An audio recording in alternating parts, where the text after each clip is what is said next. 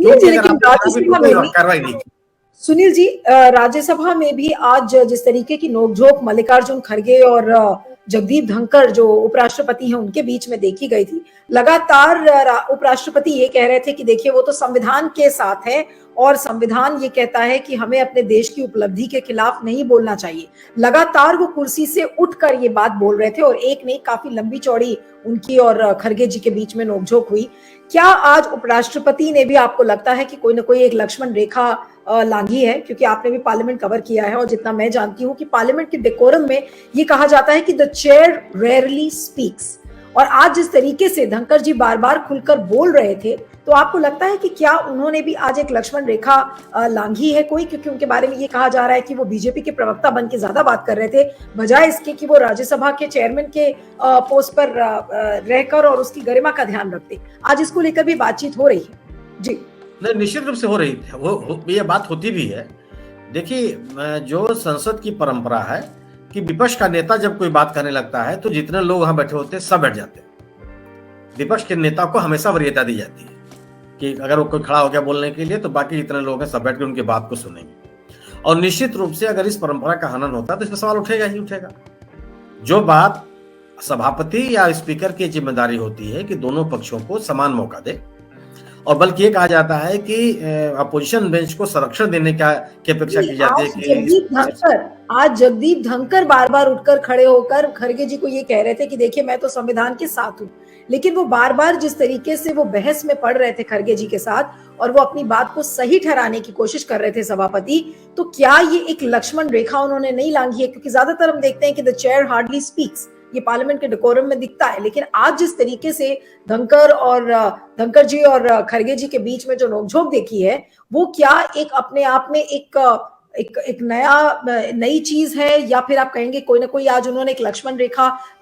लांघी है जहां तक जो संसदीय सिद्धांत हैं उनकी?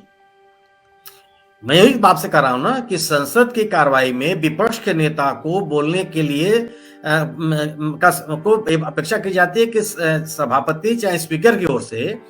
जो विपक्ष के सदस्य हैं उनको संरक्षण मिलना चाहिए, उनको ज्यादा से ज्यादा मौका मिलना चाहिए और उनके द्वारा उनको संरक्षण भी प्राप्त होना चाहिए। और यह मान्य परंपरा है कि विपक्ष का नेता अगर कोई बात कर रहा है तो उसको सबसे पहले वरीयता दी जाएगी।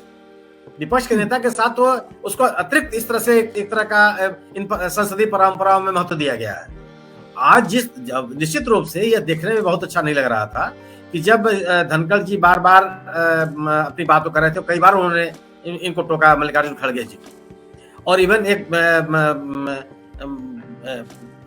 विपक्ष के नेता को के बजाय उन्होंने एक दो बार सम्मानित मंत्री लोगों को ही बोलने के लिए कहा। तो धनखड़ जी तो आप देखिए ना, धनखड़ जी उपराष्ट्रपति बनने के बाद जिस तरीके से उनके बयान आए हैं सर्वोच्च न्यायालय को लेकर के, सर्वोच्च न्यायालय में के जो निर्णय हुए थे, संसद में पारित कानूनों को लेकर के, जो national commission of judicial appointment का जो एक बिल पास हुआ था जिसको लोग सर्वोच्च न्यायालय रद्द कर दिया, उसके ऊपर उन्होंने जो जिस तरह की प्रतिक्रिया दी, तो धनखड़ जी तो निश्चित रूप से जब से आए हैं तब से चर्चा में है। और वो जो एक अपेक्षा की जाती है कि एक संवैधानिक पद पर आकर के जिस गंभीरता की उम्मीद की जाती है, उसकी गंभीरता तो पद ग्रहण करने के दिन से ही विवादों में है। गवर्नर के रूप में, पश्चिम बंगाल के गवर्नर के रूप में उन्होंने क्या भूमिका था कि वो भी ऐसा आपके सामने है कि किस तरीके से उन्होंने राज्य सरकार को लेट डाउन करने का प्रयास किया था और एक दखल देने की कोशिश की थी, और राज्यसभा राजभवन को एक राजनीतिक का अड्डा बनाने का उन्होंने प्रयास किया। ये आरोप लगातार उनके ऊपर लगते रहे, लेकिन कभी उसके ऊपर उनका असर पड़ा नहीं। लेकिन निश्चित रूप से संसद की जो कार्रवाई है, संसद की कार्रवाई की गरिमा बनाए रखने की जिम्मेदारी तो निश्चित रूप से आसन के साथ साथ दोनों पक्षों की भी है। बिल्कुल।